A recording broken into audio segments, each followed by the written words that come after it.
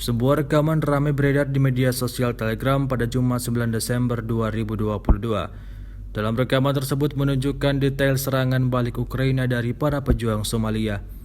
Militan angkatan bersenjata Ukraina dengan upaya berani melakukan serangan balasan di posisi dekat Peski yang sebelumnya telah direbut kembali dari mereka.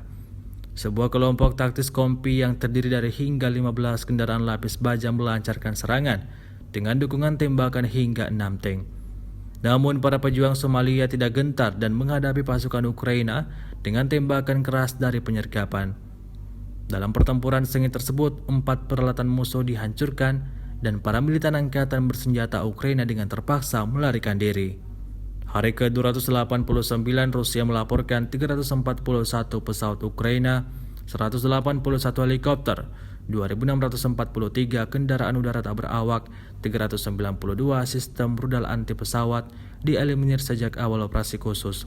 Dari kubu Kiev, Kementerian Pertahanan Ukraina melaporkan 340 tentara Rusia dieliminir dalam 24 jam terakhir.